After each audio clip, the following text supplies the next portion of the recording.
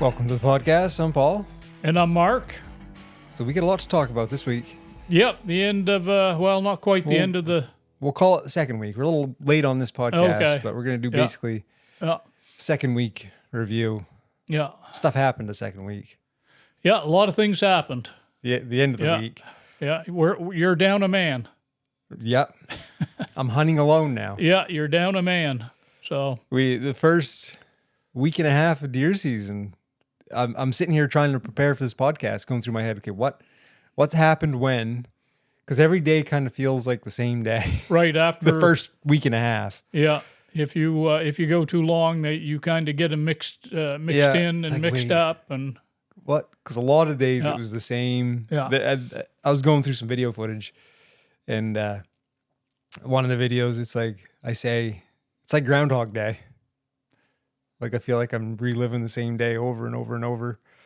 And it pretty much was, Paul. And it pretty much was. Weather was identical every day. And we tend to go to the same places. Yeah. Do the same thing. Yeah. And like you say, the weather was the same every day. And so. Yeah. So before we so you shot a nice buck. Yeah, I was successful. Yeah.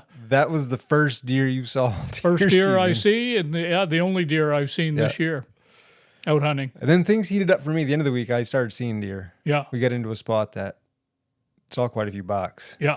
And we'll get to that in a minute. Yes, we just kept doing the same thing. We were finding lots of buck sign and hanging around those areas.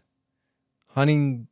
For some reason, I always find myself gravitating towards brooks. Mm. And I think it's because, one, it's easy to walk. We've got a lot of cots in these areas, and it's terrible walking through a cot. And all those brooks, they still have mature softwood.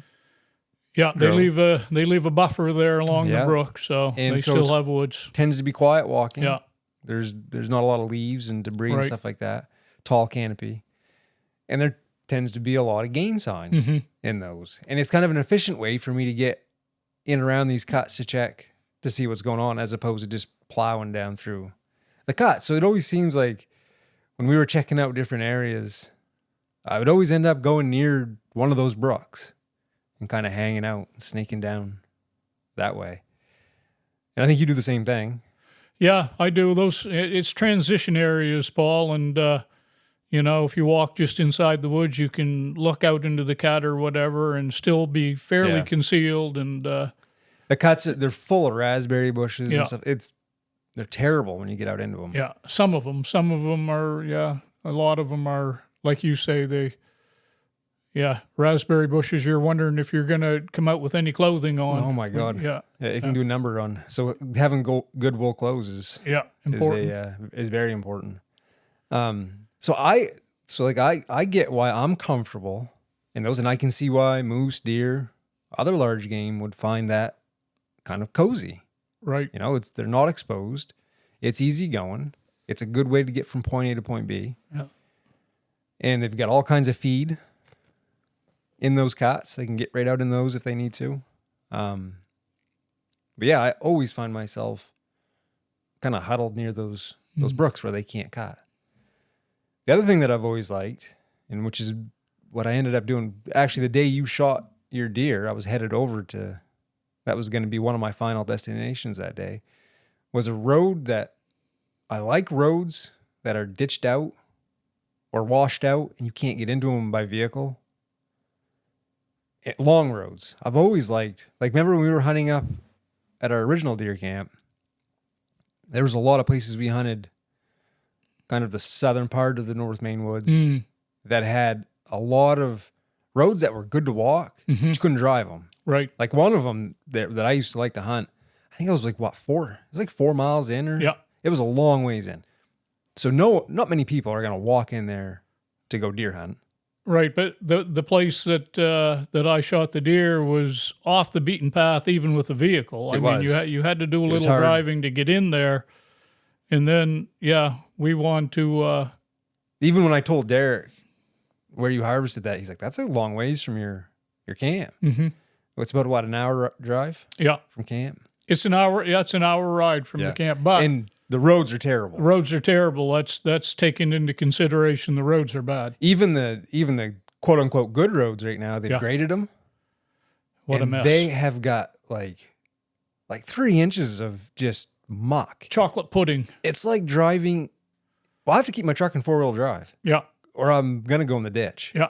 I came to a corner there one morning. I was trying to get in pretty quick. And I was in 2-wheel drive. And I come to a corner. And I'm turning the wheel. But I'm not turning.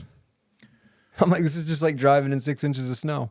So you and I spent the day trying to get that out from underneath the vehicle there. What a mess. And we were 2.5 to 3 hours with pressure washer.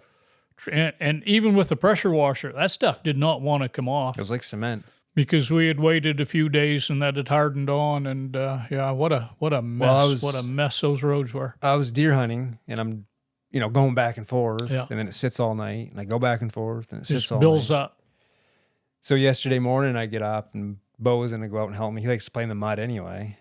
And There was plenty of that. I was 2 hours of just like laying on the ground.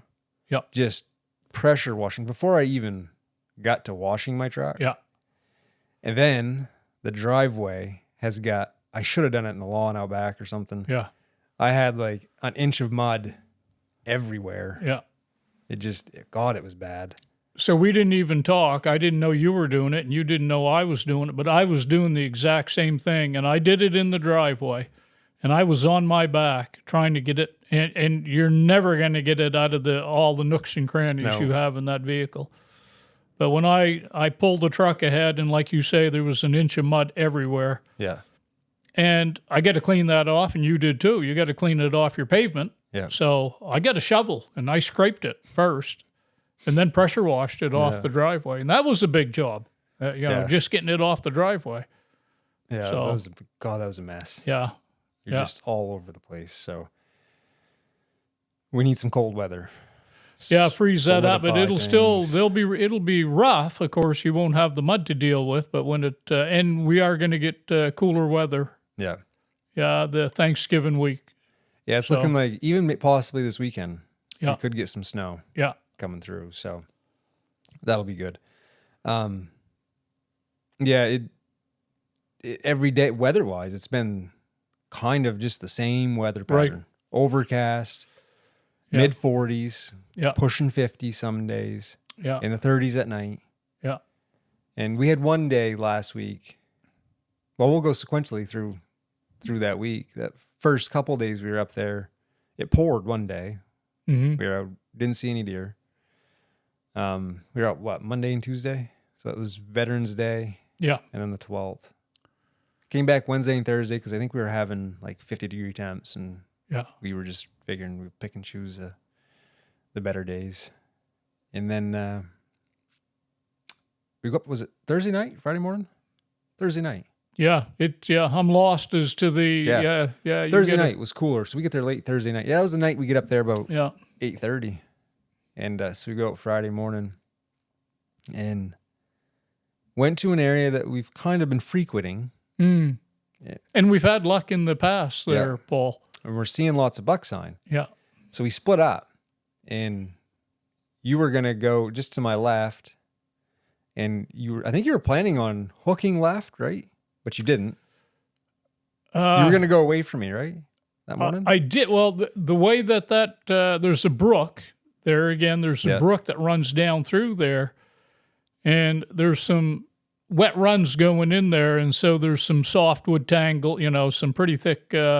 So I try to keep on the edge of keeping the hardwood on my right, and keeping the softwood, the thick swamps on my left, and that kind of led me at first over to my right, over towards you. Me. I come up behind you. Yeah. But eventually I worked back down to the left along the edge of that brook. So what I did, I get down there, there's an old road that goes around the back side of this cut. Yeah. That a lot of animals are kind of traveling. It's like it follows a shelf. Yeah. And you look where they finished cutting, and then there's a shelf, and off to the left of the shelf, a lot of hemlocks. Yeah. And other softwoods, but there's a lot of hemlocks right there. Yeah. And it's a little bit open through there. It's good walking. And so I was going to kind of poke down around that road where I was seeing lots of scrapes and rubs along that the other day. So I just get down, I'm like on the corner of this cut, and I can see the cut to my right, and I can see some older skid trails going down from me. And there was a big stump to my left. And I'm like, I'm just going to sit down there for a minute and just take a break. Maybe I'll call or something. And my butt just hit that stump. And I hear deer blowing to my left. And it was weird. I'm like, I don't think I jumped it up. As it's blowing, it's getting louder and louder. I'm like, it's blowing coming towards me. And I figured you'd gone to the left, right? Right, probably away. Maybe And then I just see the tail end of it. Yeah. About 100 yards down through the woods, couldn't see the front end. And I see him take a couple bounds here and there. I'm assuming it was a buck. And so I kind of hung out there for a little bit. I think you jumped it up. I may have. I think you did, because you said you saw me sitting on that stump. But your hearing's not the... No, my hearing's not very good at all, so... Yeah, so I was confused there for a bit, because I'm like, what the heck was that all about? That deer's blowing like crazy. But he's coming towards me, and I see him, which usually that doesn't... When they're blowing at you and stuff, they're getting out of dodge. Right, they're headed the other way. Not coming towards you. So I hung out there for, I think, 30 minutes or so, tried calling and stuff, but nothing happened. Then I met up with you later that day. Yeah. You did a whole loop. I did. I went down, I followed the edge of the brook down the ridge, Paul, and then hit the road, walked, north on the road, and then headed straight up the ridge again on a tote road. So when I get talking to you, you said that you saw a scrape that morning. You were like, that it was fresh. It was fresh. It was a cold night that night, 24, 25, and we had frost and everything. And I see old scrapes, and they were, they're dried out. You can see that this one, the mud was, and it was not frozen. It had not been frozen. It was probably that deer. Yep. And 3 or 4 of his hoof prints were right in that mud, just as plain as day. And like I say, you would see older scrapes that they had frost in them. The frost gets in the mud, and you can, So if that had been there even overnight, the frost had, at 24, 25 degrees, the frost would have been in it. It would change quick, that mud. And you said it was just as black as... Yeah, I took some pictures of it there. Yeah. You can see the hoof prints just as clean. Do you have your camera with you? I do not. Oh, shoot, I meant to ask you too. No, I do not, Paul. Yeah, so we spent the morning there. Yeah. And then we're like, there's a spot that we haven't given much time this year because it's quite a ways away, hard to get into. But we've had success in the past. Yep. In some years, it seems like there's not a lot of deer in there. There's always one spot where there's a buck hitting a scrape on a trail. Yep, he's just passing through there, though. That's the problem with... And it's just one. Right. Like, we don't see a lot of deer. Yeah. There's always seems to be a decent buck making a scrape. So we got a buck on camera making a scrape. Yeah. Right where we had anticipated. Mm-hmm. And it was kind of funny. It seemed like he would come through there about every 3 days. Mm-hmm. I think I put up the camera. There was a scrape there. Put up the camera. I forget which day. And then we had him on camera, I think the 6th and then the 9th. And then I checked it the other day. I did have a doe and a fawn on it. Yeah. And a small moose. But nothing else. But that always seemed like that was typical in that area. Yeah. Early in the season. Yeah. You'd see him making scrapes, and all of a sudden, just nothing. Right. It becomes a little more random. So we decided to go over to that area, and that's where you shot your buck this year. Yep. Yeah. In fact, right in a cut that I had shot my last year, 2021. I probably wasn't standing any more than 50 feet away from... I mean, when you're hunting bare ground, the deer stories they're not as exciting. No. Because you end up just bumping into a deer. Right. And it's like, boom, there's a deer. And things worked out. So that buck was actually, he was traveling into the cut. Yeah. That you'd shot a deer Was it 3 years ago now? 2021, yep. That's the last deer I shot. I didn't get a deer in 22 or 23. So, right. And he was using, again, he was going along that brook. Yeah. Using those mature woods. Yeah. To make his way over into that cat. He was right along the ridge, right along the rim of that. Yeah, so you made a good shot on him. Yeah, double lunged him and stuff. 167 paces. Yeah. We'll say 167 yards. Yeah. It's a good poke. Because when you get down to where you had shot him, you were anticipating it was a lot closer. I did. Right? I started, as I walked down to where I thought he was standing when I shot, I'm looking for blood and tracks and stuff, and it was way before he actually was. Yeah. Then we get down there, you could see where when he took off, you could see on the ground the marks from his hooves and stuff, and there was chunks of lung. Yeah, there was lung all over the ground behind him. He didn't go very far. Yeah. 100 feet? 100 feet, yeah. He was dead on his feet. Yeah. Would you say he was dead, but he just didn't know it at the time? Yeah. Yeah. So that was fun. That was, and so with no snow on bare ground, you're always a little bit, until you see that deer not moving, you're a little bit anxious. Yeah.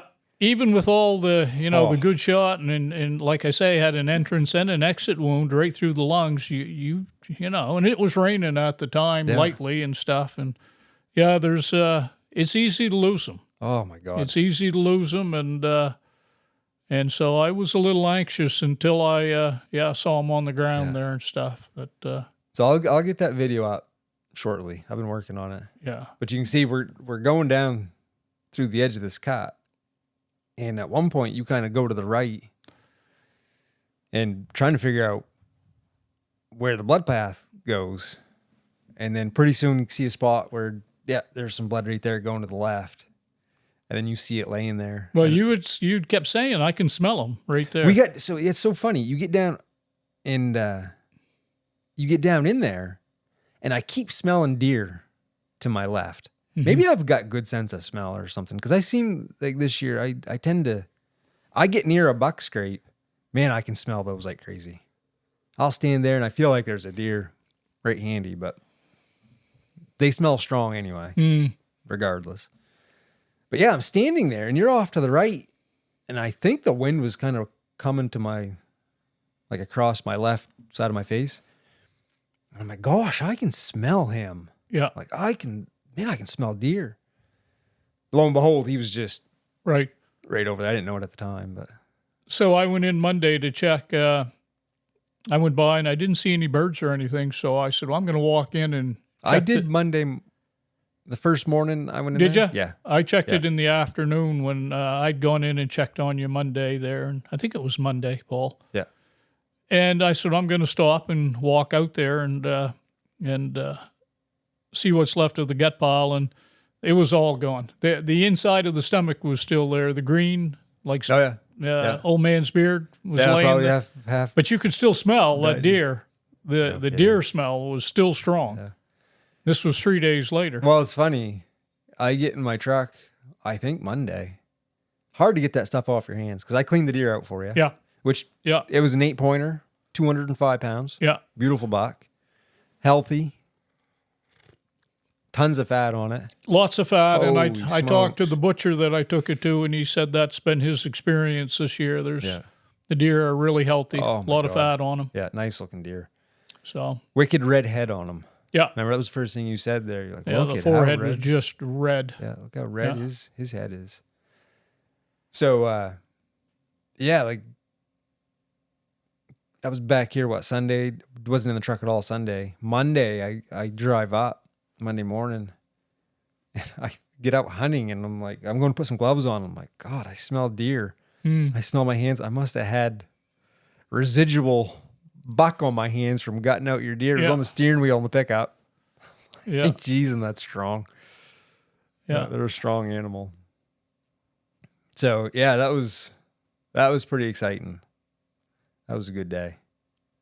Yeah, they don't come around very often, Paul. No. I'll tell you. Like I say, we talked about that. It was 2 years prior. I hadn't shot a deer of any. And you put a lot of work in. put a lot of hours in. Yeah.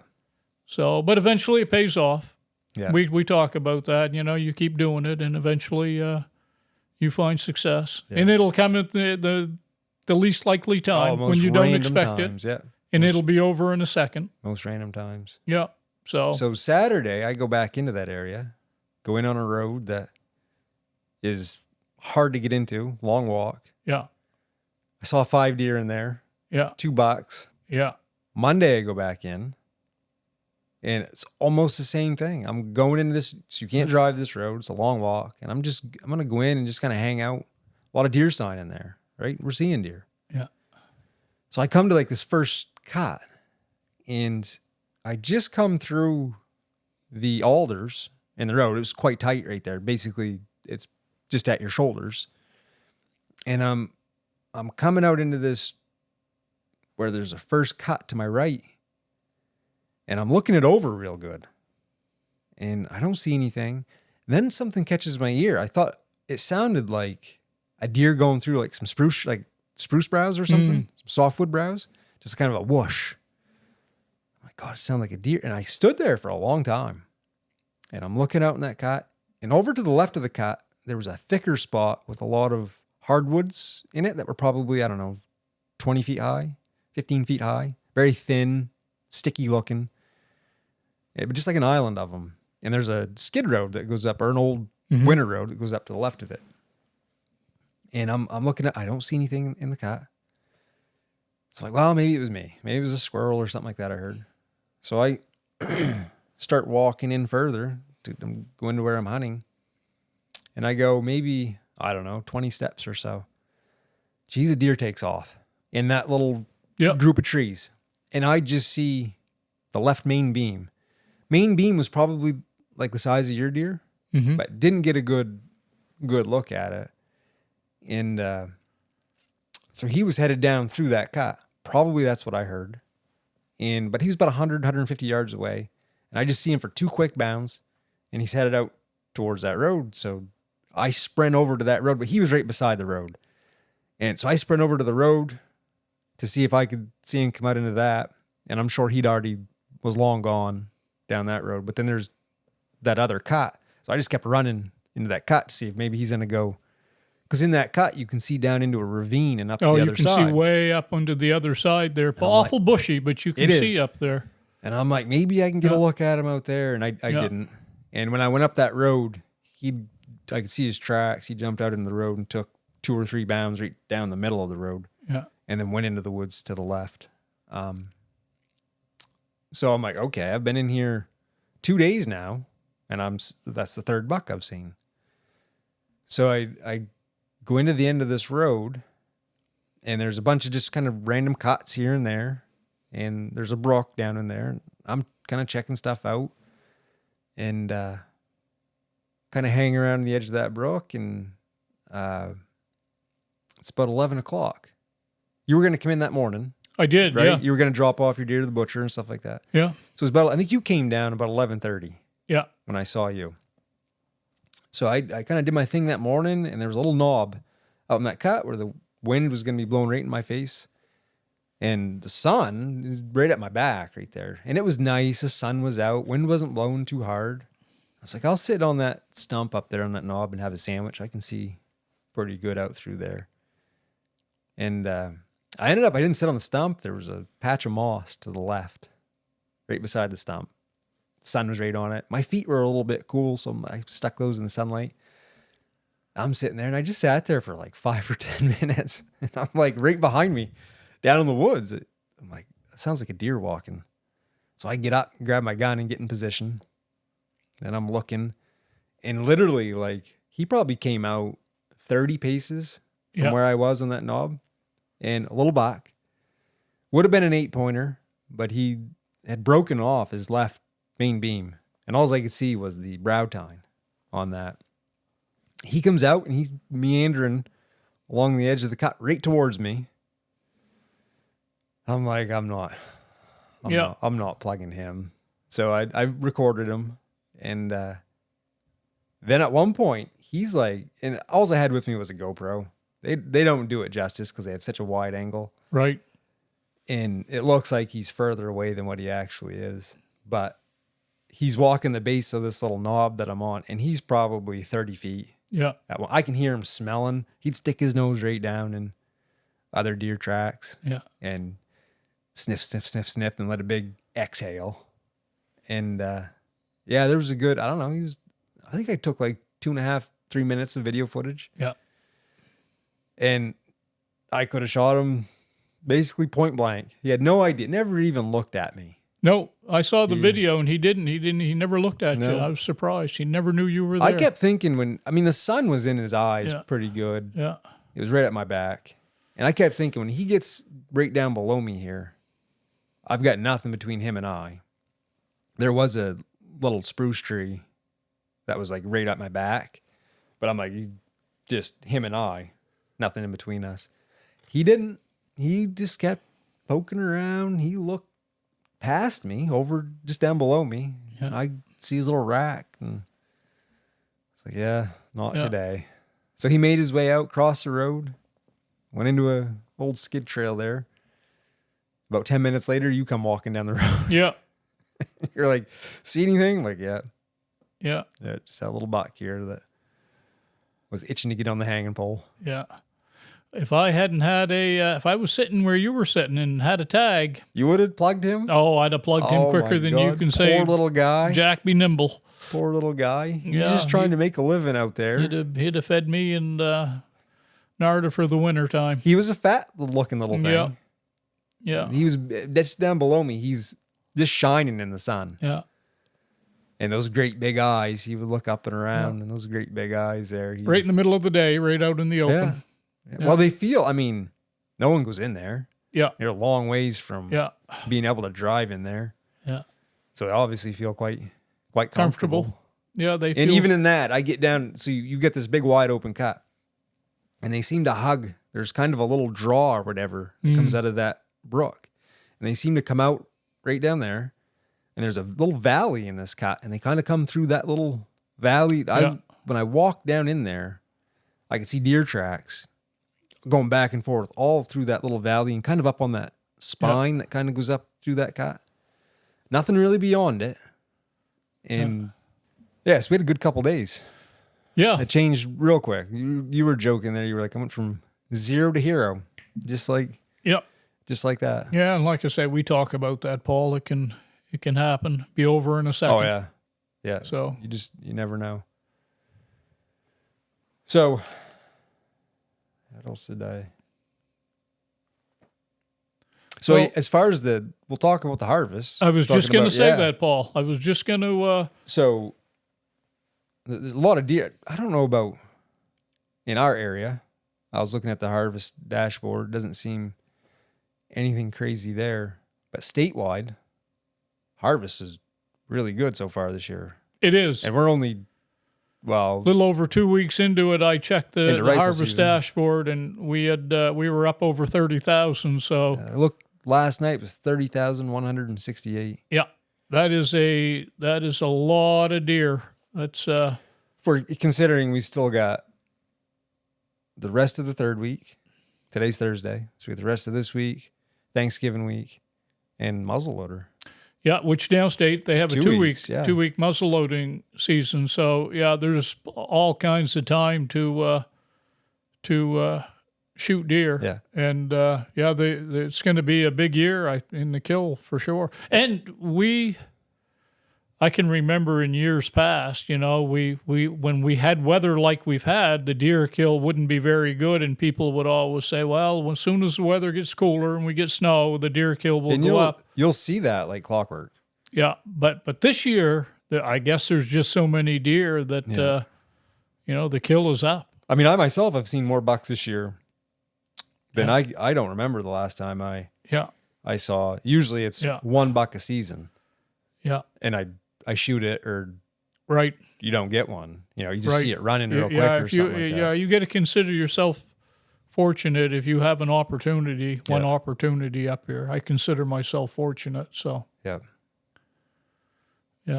So the other thing is up here anyway, hunter participation. People like the third week. Yep. and the 4th week. But I've noticed even in the woods, first 2 weeks, I didn't see a soul. Nope. 3rd week, I'm seeing. Yeah, you see a few on the weekend, Paul, and Veterans Day, the holiday, and on Saturdays you see a few. You see a few hunters out, but man, Monday through Friday, generally there's very, very little traffic in the woods.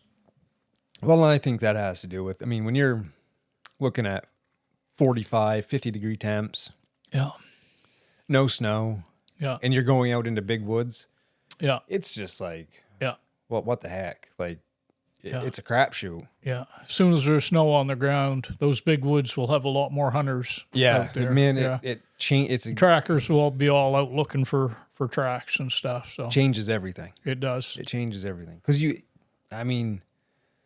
like that, one of those cuts I was looking at, you see deer tracks and droppings all through there.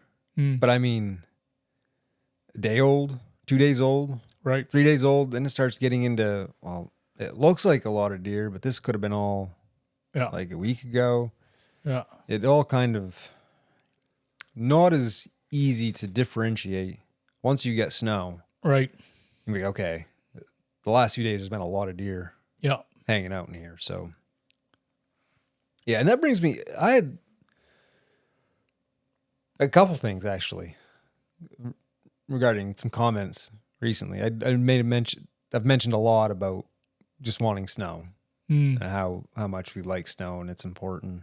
And there was a guy that was, and I'd never have thought about this, and it was kind of a good eye opener. He's like, yeah, we really need the snow. I want the snow, I think he said, but he's a highway worker. And he's like, the problem is it's a double-edged sword for me. Yeah. So in other words, wants the snow to deer hunt, but if he gets the snow, he's going to work. Probably going to be called into work. Yeah. I'm like, oh man, that does stink. Yeah. If your job is snow removal, right? If we get a storm or something, you want it to deer hunt, but now you can't deer hunt because there's snow. Yeah. And the other thing is, and I don't know how accurate this statistic is, but someone had made mention that like Maine's like the 5th hardest state to harvest a deer in. And I got thinking about that. And I suspect, I don't know whatever statistic this person had read or how they came up with it, what they used to quantify that. I got to assume it's just using harvest rates with the number of licenses. Yeah, I guess, Paul, an easy way to do that, or the way I guess I assume they do it, you have so many license holders. And how many deer many deer are shot, and you get an idea of percentage of success. So I'm looking at that and I'm like, 5th hardest state. I don't hunt other states, so I mean I can't really tell you how hard it is to hunt in other states. Yeah. But it leaves a lot to be desired with such a statistic, because there's a lot of ways you can shake that out. When you start looking at how different parts of the states are. Like if I just wanted to harvest a deer, all I cared about was tagging out, it would be pretty easy. Yeah. I could do it right here in my backyard.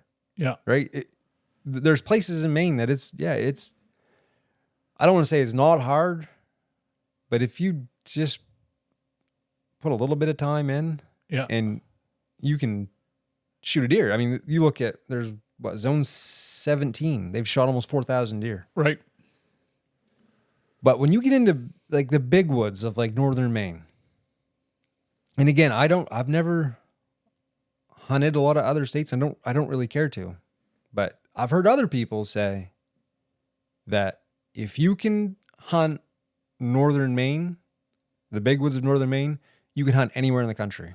That's not me saying it, because I don't know, but I've heard people that hunt all over the country that are really good deer hunters. And they say, if you can hunt northern Maine, you can hunt anywhere in the country. There's no place comparable. That's true, Paul, because when you were saying, that Maine was the 5th hardest state to, and I'm not going to, I wouldn't argue with that number. I don't know all the figures or anything. No, I mean, look at Keith. They harvested 3 deer right across the road here in like 3 days or whatever. It wasn't. But then you get into, okay, Maine is hard, And we live in the hardest place in Maine, Aroostook County. It's thick woods. Well, in low deer densities. Low deer numbers. Low deer numbers and stuff. So I did it just the other day. I get on the harvest for 2023 by township, and I had no problem counting 90 townships from central Maine to the tip of Maine, the northern half of Maine, that had 0 deer taken in them. Yeah. 90 townships. Yeah. And a lot of those townships may not have any deer. Yeah, well, they don't have many hunters, but the reason they don't have many hunters is because there's just not. The success, your odds of success are very, very, people aren't going to spend a lot of time, most people, hunting in areas where their chance of success is so low.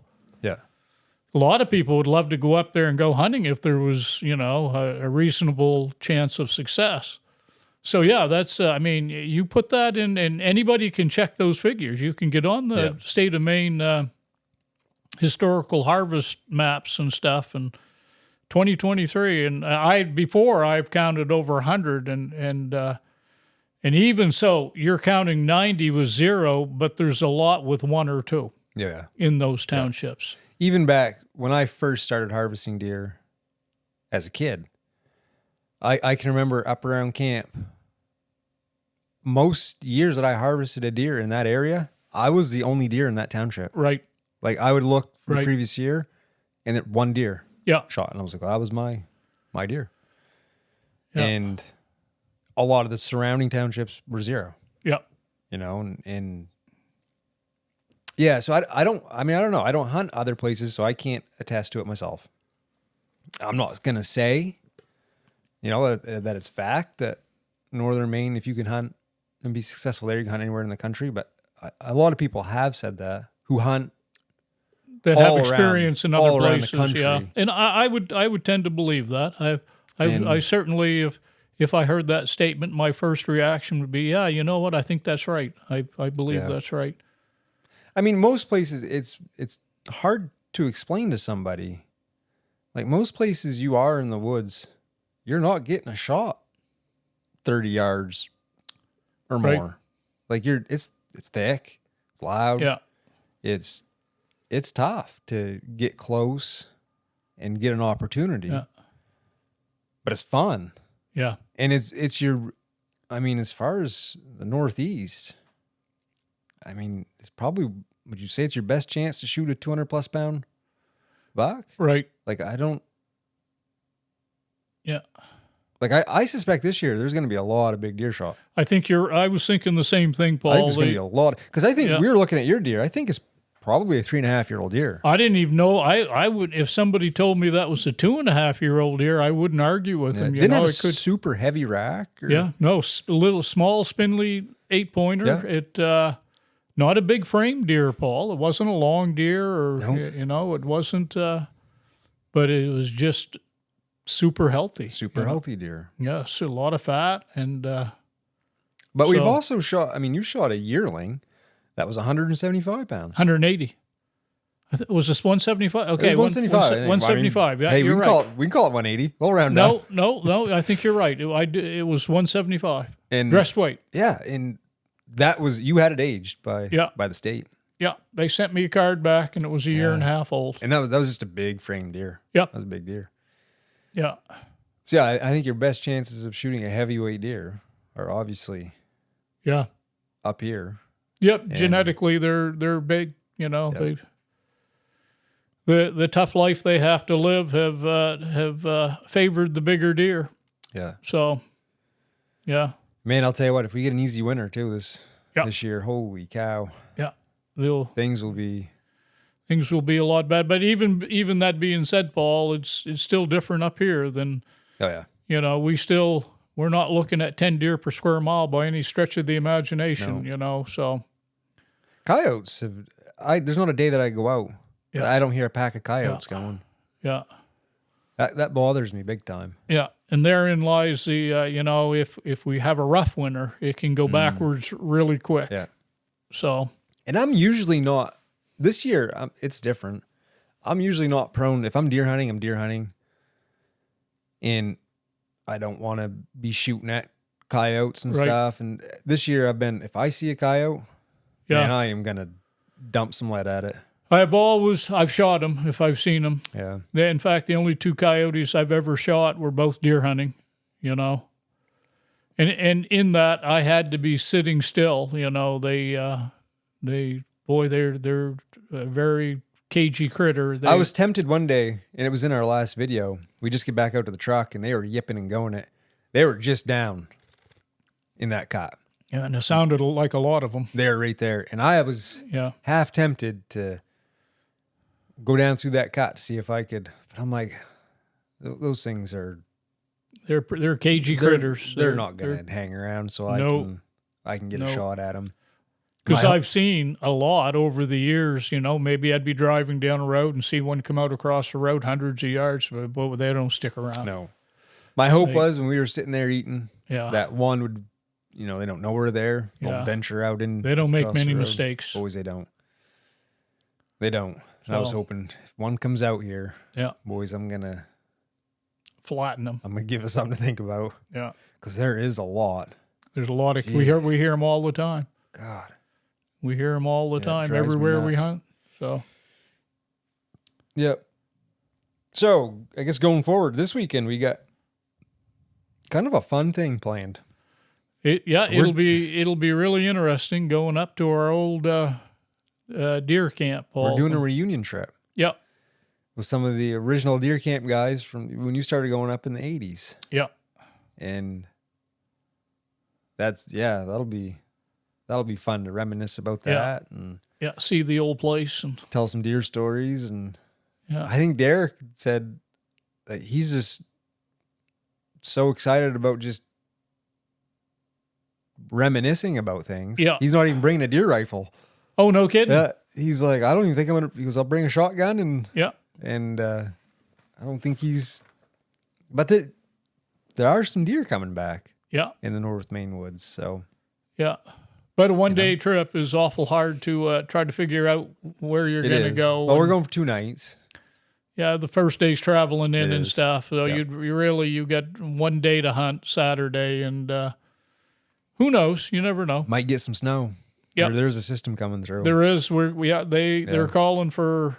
They were. I don't know if they've changed it, Paul. They were calling for heavy rain tomorrow and into Saturday. Yep. So and much needed too. We're about 8 inches down for the year. Yeah, the Northeast has been very dry this year. Well, Brittany, my sister, she lives in Massachusetts, and there was some concerns. They had some brush fires there down the road from their house. They were worried about. Yeah. So but she's got big bucks walking all around her backyard. Yeah, right. And they're all upset. I'll have to get better footage from her. She sent me a video the other day.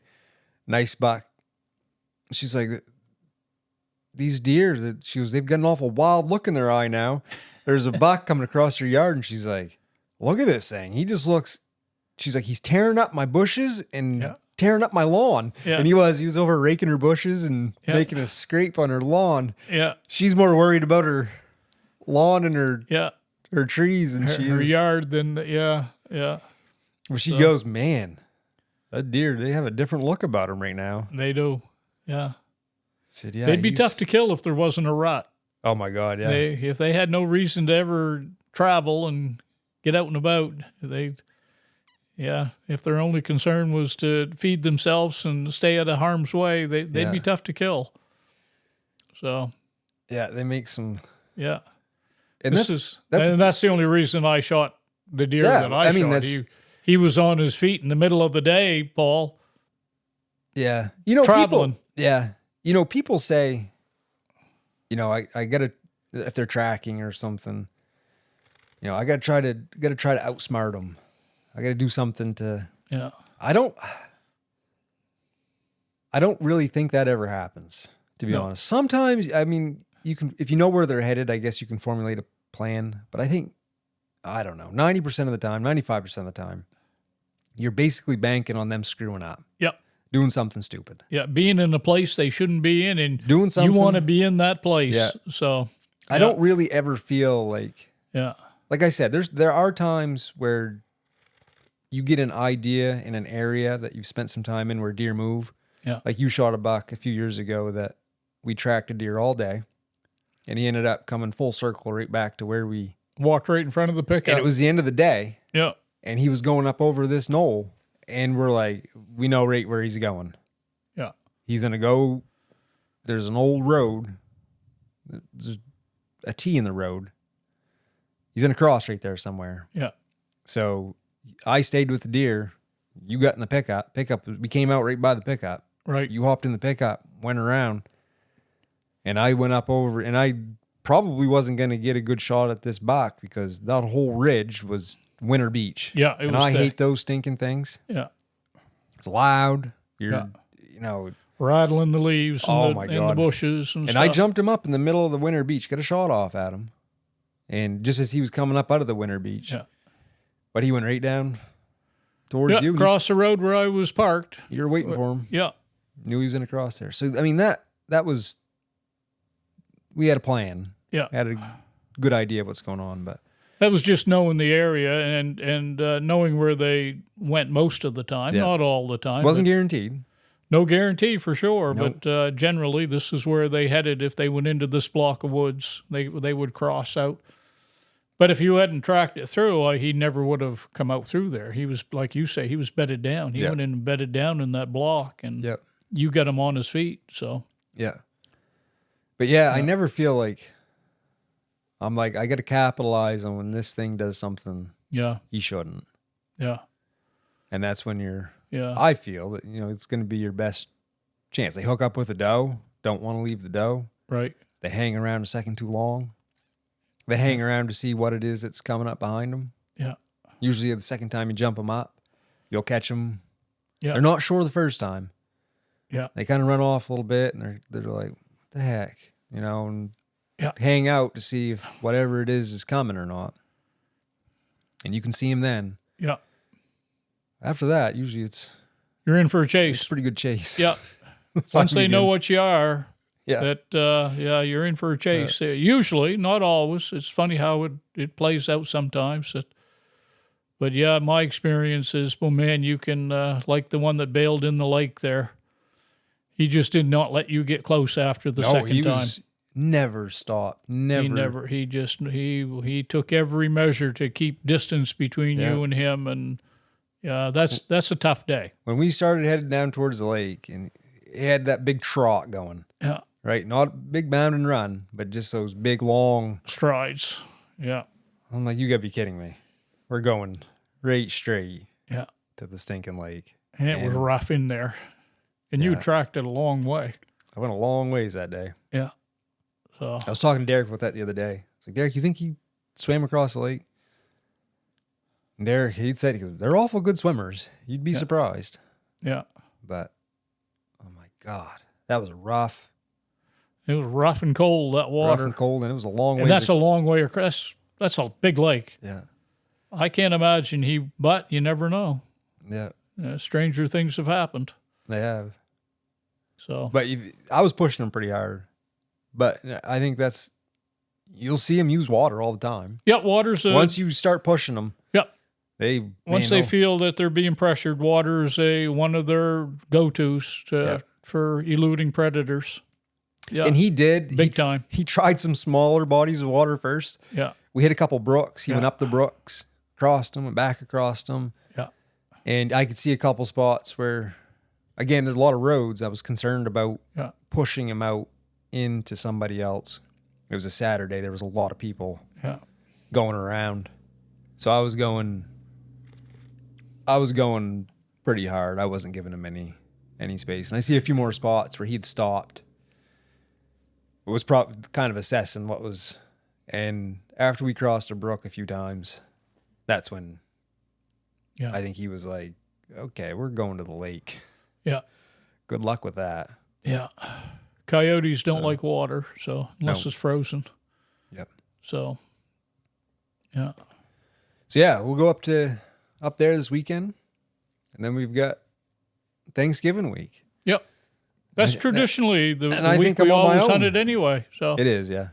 And from what I see, it's going to cool off that week, and so there's a good chance of having snow some of that week. I think there was like an inch forecast Tuesday. for Tuesday. Yeah. Yeah, maybe a little over an inch. And yeah. don't need a lot of snow, just enough to. Nope, you don't need a lot.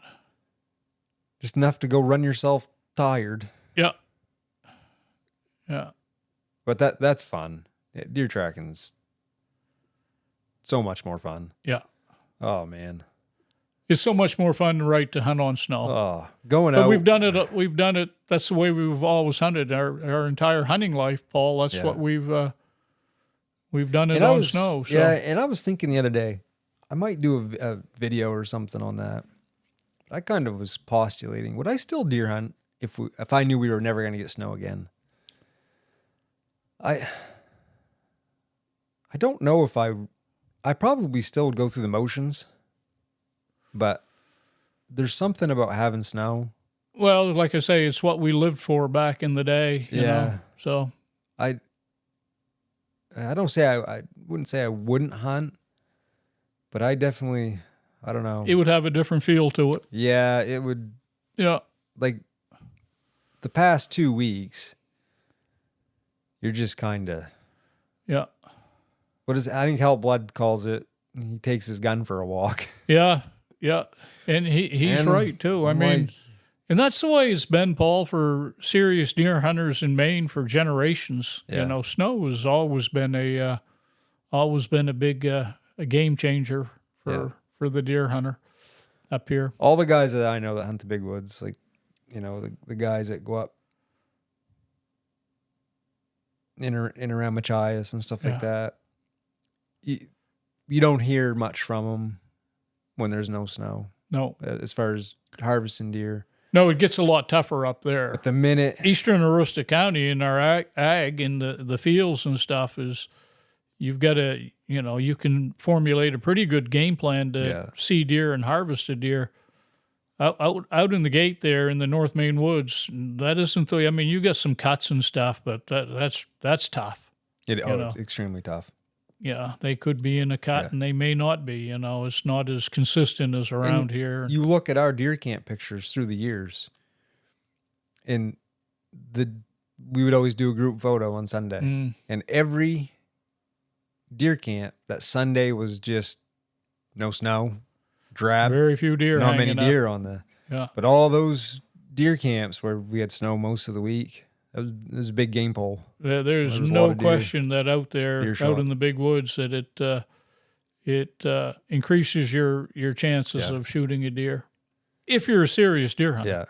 If plus you want to get out, I mean. Plus it keeps you motivated in the fact that you're going to see deer every day. Yeah. You're going to be into deer. If you have snow and you can track a deer, it's not like, am I going to, you know, maybe I'll get into some deer. You're going to be into some deer. Yeah. You're basically guaranteed, whether you're going to have any sort of quality shot or any quality chance at it. Yeah. But like the first 2 weeks for us, I'm seeing all kinds of deer sign, but I'm not seeing any deer. Yeah, I never saw a deer until Friday of the and second you know they're week. there. Yeah. They're somewhere there. Yeah. But it's like, well, I mean, didn't hear, didn't see. Yeah. Nope. Not until the day you shot that deer. I saw a deer that morning. Yeah. And I'm like, well, good. And we put a lot of miles and a lot of hours in, you know, that, you start to kind of question yourself there, you know, man, is this the right tactic, you know? Well, sometimes you're out there. Yeah. I get curious, especially with like early in the season. When there's no snow, I kind of like, wow, I want to see what's over there. Ooh, that looks interesting. I want to go see that. Or, you know, looks like there's a cutting back there. I'm going to go check that out. And you kind of get ideas of different areas and you just get curious. And I'll have some points during the day where I'm like, you're kind of like, what am I doing? Oh, yeah, I'm deer hunting. Yeah. Like you get kind of. So it's always, it's always fun to get into the woods the first thing in the morning, and you know, you enjoy being in the woods. But after you've been out 4 or 5 hours, then mind starts to wander. Your mind does start to wander, and it loses a lot of its appeal after you've, because your legs start to get tired. Mine do anyway, and you know, you're going, First few hours are good. Yeah. I find myself going slow and looking and enjoying the woods and seeing different things. And then after 2 hours, when you get into the 4 and 5 hour mark, and then you're thinking about heading back to the truck and stuff. And so your mind just kind of goes another. Yeah. You get up and do it again the next day. It doesn't do that when you're deer tracking. No. I know there's days that I'm like, oh my gosh, it's 2:30 already. Yeah. Holy smokes, I'm running out of time. Yeah. And you're wanting time to kind of stand still because you're hoping you can get an opportunity. And when there's no snow, you're like, wow, it's 8:30. I feel like I've been out here for 7 hours. Yep. It's only been 2 hours. It's time for a sandwich yet? Yeah. You know, and like I say, I do enjoy it. I just don't enjoy it 7 or 8 hours straight. You know, I do enjoy it. The first few hours or 2 or 3 hours are really good. I enjoy being out. I appreciate it, you know, and stuff. But then after that, it's like it becomes more of a job and more work. And so. Yeah, so good. That was a good second week. Yeah. Third week's been quiet. Not hunter-wise. More hunters out there. Yeah. And we'll see what happens. We'll go up this weekend and, well, at least shoot some birds. Well, hopefully, Paul. If it's not raining too hard. Oh, well, like Derek said, we'll enjoy just being there and stuff. I've got lots of pictures and slides. Yeah, I was charging the batteries on my camera and make sure that I could... I still have a lot of my original clothing, I think, that I wore back in the 80s. I probably will take that old Woolrich jacket with my patches on it. Yeah, you should. Because I think we're going to try to recreate some photos. That's what I assumed out on the porch there. Because it's also kind of sad, too, because there's a few guys that... One guy's passed away. Yeah. His son's going to be up there, Zach. Yeah. And Zach is a real good hunter. Mm. And he just loved it. Yeah. Yeah. He just loved it. I remember him going up as a little kid. Because we'd go up when we first turned 10. Yeah. And he liked to hunt everything. Yeah. Didn't matter what. Yeah. Whatever was in season. He was the type, and of course he's not a kid anymore. He's a man, but when he just seemed to have everything. First and foremost, the passion, like you say, to do it, Paul. And then he had everything. He had the conditioning and the willpower, and tall and lanky. He could shoot. He had everything to be a good deer hunter. Yeah. Yeah, and he is. But he had the drive. He had the passion. First and foremost, you got to have that. You got to want to do it, and they didn't. I can remember we got to were love kids. to do it. Like we'd have pellet guns. Man, it wasn't safe to be around us if you're. No, it was not safe to be a squirrel. Holy smokes! Was Zach around? Man, we'd go out. We'd walk the road there. Yeah, your tail that makes you a good hunter, though. Yes, it does. Stuff. Yeah, like there's a progression in our lives. Even though it's probably not the greatest thing to be out shooting squirrels and stuff. Yeah. But it makes you part of the process. Makes you a really good hunter. Yeah. You start out with that and you work your way up. And Zach would do rabbit hunt. Yeah. Bird hunt. He had beagles. Yeah. God, I went down. I'd never hunted over beagles before. Yeah. And they invited me down one time when I was going to college. It wasn't that far away from them. And, oh, what a blast. Yeah. What a blast. He was into field trials and stuff with beagles. And I wouldn't want to own beagles, but I sure as heck don't mind. It was a lot of fun to hunt behind them. I'll go hunting with them. But no, I don't want to own a dog, so. They were pretty amazing. Yeah. And that was the first time I ever experienced that. Yeah. And Zach had one other thing too, and I don't want to call luck. I don't want to call it luck, but boy, he was a deer magnet. He was. He besides having all the qualities, all the abilities, he could seem to step in the woods and there'd be a deer there. Yeah. So, and boy, you can't learn that, No. So. No, I remember one time, we'll share, when he's coming up, I'll get him to share the story. But his first deer, I was with him when he harvested his first deer. Oh, no kidding. He had a doe permit. Is that the one down in the park there? Yeah, he had a doe permit. Ended up being like a little button buck. But he made a heck of a shot on it. Well, that was the strangest buck I've ever seen because I believe that was a 1.5-year-old buck. Yeah. Paul. Yeah. But it had no spikes. It just had the bases were hard. They were. That area, that's something weird in that area as far as the size of the deer. Yeah. We shot some mature bucks that were 150 pounds. Aged, like 5.5 years old. Yeah, 160, 150 pounds. That were 5.5, 6.5 years old. Yeah, you look at them, you're like, where's the rest of the deer? Yeah. Like, it's just a little thing. Yeah. I think, Paul, there was a lot of deer there at the time, and I don't know if that had anything to do with it, population-wise, but I agree that didn't produce. I had shot a spike horn down there one year, and that I felt bad about that. I shouldn't have shot that deer. I was young, and you kind of learn, as you go along, and it was a year they were moving into the yards early. Yeah. And we were seeing a lot of deer, but we weren't seeing any bucks. Yeah. Well, a lot of bucks were being shot on those migration trails. And I'd gone into an area. A little spike horn stepped out. And I can remember he looked up the road. And it was a road you couldn't drive. You had to hike way in. Yeah. And the sun was shining off those little spikes. Antlers. Yeah. I shot him. I walked down. And I felt pretty bad. I was like, at first I'm walking down because his head was still moving. And I'm like, I don't see any antlers. And you start getting scared because you're going, did I put antlers on that in my head? Right. Did I make that up? Right. Going, oh my God. Like, that's not a doe, is it? Yeah. Like, I know I saw antlers. And then pretty soon when he settled down, I'm like, oh my God. And then you're wondering if they're 3 inches long. And we had a long conversation. He looked like a little dick there. Yeah. We had a long conversation at camp the night before. Yeah. And the whole 3-inch rule. Yeah. And some of the guys were saying, like, that shouldn't be it. If you see antler, you should be able to harvest a deer. Right. And then one of the other guys was like, well, how many people have ever seen a yearling buck that had antlers shorter than 3 inches? Well, I came pretty darn close. You were very close, Paul. One was 4 inches and one was like 3.5. Yeah.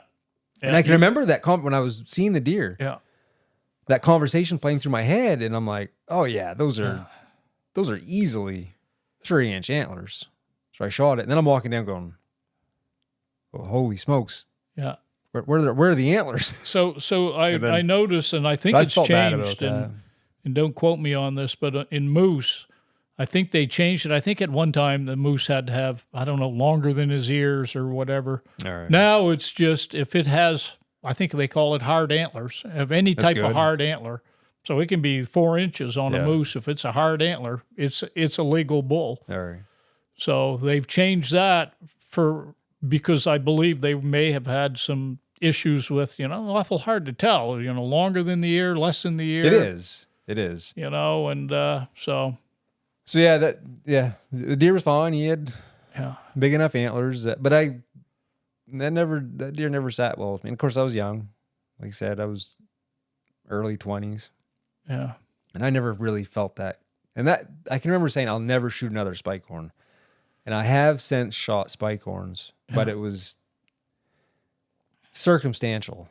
Right. Like the situation, I clearly was like, I really want to harvest this deer.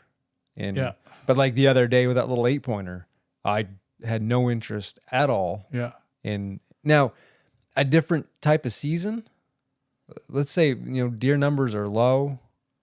It's been, well, you weigh everything, Paul. How far you are into the season, how much you're going to be able to hunt, what, I want to hunt on snow. Yeah. Like, am I going to be happy the rest of the season? Right. He's broken off one whole antler.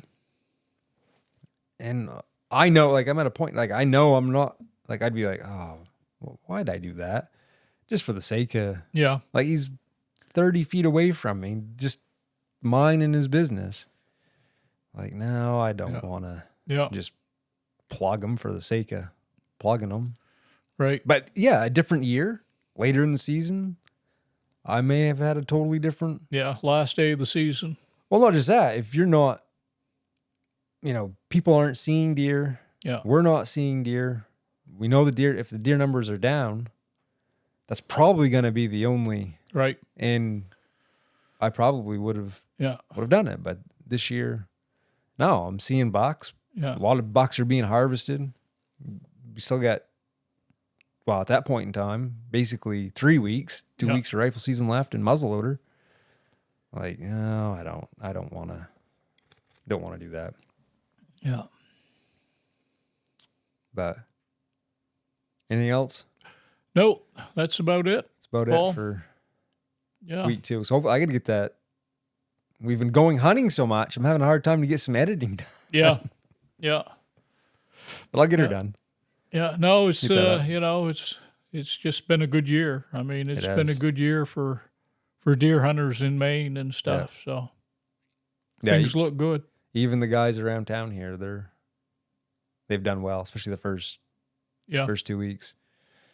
I don't know about recently what's been happening around here, but I see there again. I checked the 2023 last year. They were this town was one of the highest deer kills in Aroostook County. That was 37, Paul. 37, I believe, in 2023. 37 deer? Yeah. Oh, township. Okay. Yeah, in this township. I was thinking zone. Sorry, I'm going. No, not zone 6, but in the Fort Fairfield Township there, that 37, and I suspect it'll be higher than that this year. Yeah, I think in this zone, 200 and something in when zone. I looked, no, zone's 502. Yeah, zone 3 was 200 and something. 227. Yeah. Zone 5 was 293. But when you get out into like zone 4 and 2, when you get more in zone west, 1, they're a lot lower. They're in double digits still. They're not. Yeah, they're not into. I think zone 4 was like 85. Yeah. Zone 2 was like different 70 different hunting out there. Yeah, I mean, there's probably fewer hunters, obviously. Yeah, for going sure. out there, and Zone 5 has, I think, fair number of camps and stuff. Yeah. So probably gets frequented by more hunters, but yeah. But yeah, all right. I got some cooking to do and get ready for. Yeah, I got a little packing to do. Your mother's doing some cooking for me, so. I think Lydia's gonna make us some pumpkin chocolate chip cookies. Yeah. So that'd be good. Yeah, that's good. Yeah. I'm looking forward to it. It'll be a throwback to. It'll be a nice trip. Yeah. Might have something to put together, video-wise for it. Yeah. We'll see what happens. Yeah. Oh, whether you put anything out there, you'll certainly be doing a lot of videoing. I know that. You know, whether you. I know the guys that can't make it want to see some stuff. Yeah. So I'll at least do something that for them. Yeah. Yeah. So they can experience that. But yeah, a lot of good memories up there. Yeah. Oh, yeah. Yeah. I was a young man when we started going up Didn't realize how good you had it. Yeah, no, you're right.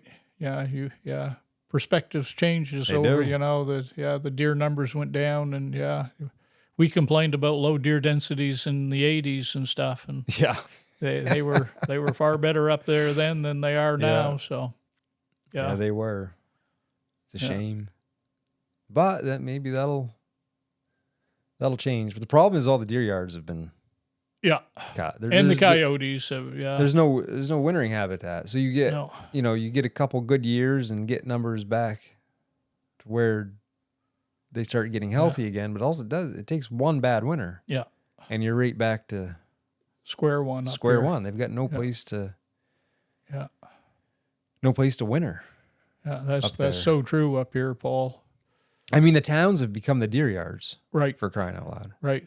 That's why I say, you look at Ashland and Allagash and Woodland and Fort Fairfield, Caribou. That's where all the deer are shot in Aroostook County. Yeah, those around towns, Prescal. It's amazing because when they can get basically anywhere they want to go, wintertime, feed's not an issue and stuff like that. But but that doesn't even happen. That's a real rarity. That was last year. Yeah, it is. Even in an easy winter, they rely on yards. You just hope they're not going to rely on a yard for 4 months. If they can, for a month or two go into a yard, but that's not the norm. No. No, you're always going to have typically snowpack. That's going to be Yeah, we average 120 inches in Caribou, Maine of snow a year. Yep. So if you look at that, what is that? That's 10 feet of snow. Yep. That's 10 feet of snow. That's our average. Yep. So, yeah. Not that it is 10 feet deep. Right. In the woods, but that's cumulative over the course of the winter. Right. You're right. Some comes and melts. Settles down. Yeah. Sublimation, stuff like that. Yeah. That's our average snowfall up here, 120 inches. And yeah. I believe in Caribou, Maine. So, yeah, last year, while we were talking, when we were in the woods, you were like, you snow sledded into some spots, but it was like, you could jump off the snowmobile and walk wherever you wanted. Yeah, I was up in the woods all winter, whether it was at the camp, maintaining the camp. And, of course, my lacrosse boots, I think they're 18 inches. And there was never a time that you could walk in the woods and have the snow go over your boots. And you saw deer tracks all the time. During the middle of the winter when deer should be yarded up, they were right behind the camp walking around. Yeah. So it was the easiest winter that I've ever experienced. It was easy in snow depth, and it was easy in temperatures too. And we're reaping the benefit from it now. Yeah. So. And as looking at the weather right now, the weather pattern, I mean, it can change in a heartbeat. Right, but we've shaved off. We're getting closer. It's been warm. Right. We're getting closer and closer to winter. No, you're absolutely right. I mean, obviously right now we've shaved off a lot of winter, just that it's towards the end of November and there's no snow and no cold. It hasn't been cold at all. Hasn't been cold Hardly at all. Below freezing at night. And the deer are super healthy. So that bodes well, even if we do have some snow and cold later in the winter, if you can go into it later, you know. Yeah, even, shave some off the beginning and off at the end in the spring. Yeah. That in itself is really good, but yeah, they look really good. Yeah. I've never seen, like I say, when I opened up when you opened up my deer. Oh, the fat right there underneath along its back. abdomen. I've never seen that much fat on a deer just when I opened up his belly, right there. Yeah. But I was like, look at the chunks in the lower fat. back there at the bottom of the tenderloins, that it was just huge amounts of fat. Yeah. Well, my knife was just a grease ball when I was done. Yeah. Yeah. And I mean, I've seen fat back there, but I've never seen fat like that. Yeah. So the buck I shot last year was, of course, that was early, beginning of November. Yeah. But the buck last year he was fat. Yeah. His chest and around his brisket was just all kinds of fat. Yeah. So he was a good looking deer. Yeah. And even the guys that have shot small deer, they've been, yearlings at 140 pounds. Yep. Right, full of fat and fat little guys. But I don't know if the butcher, I happened to notice on his countertop there, he had a bunch of little envelopes with teeth in them. So he may pull a tooth out of mine and send it in. So we'll have to check, Paul. They see that next year. That'll be interesting. That information won't come out for quite a while, but we'll have to check to see if he sends it in. It would not surprise me if that came back as just a 2.5-year-old deer. Might have been 3.5. You know, I think it's older than 2.5. Yeah, it could be. But I mean, but it wouldn't shock me. What I'm saying is if they said, well, that was only 2.5, they would say that wouldn't shock me. Yep. So. Yeah, because like I said, that yearling you shot a few years back, that was a 7-pointer. Yeah. Wasn't it? 5-pointer. 5-pointer. Yeah. 175. Yeah. So I mean, 30-pound difference. Yeah. So not huge. No, in 1 year that could easily happen. Oh yeah, especially when you're growing. Yeah. When you're still a young deer. Yeah. So all right, I got stuff to get ready. What's that now? Said I got stuff to get ready. Yeah, I do too. Yeah. So anything else? No, that's it. Good for now. I guess we'll do it again. Hopefully, maybe next or this Sunday. Maybe we can squeeze one in when we get back. Yeah. See what happens. So I guess until next time, get outside. It's good for the soul. See ya.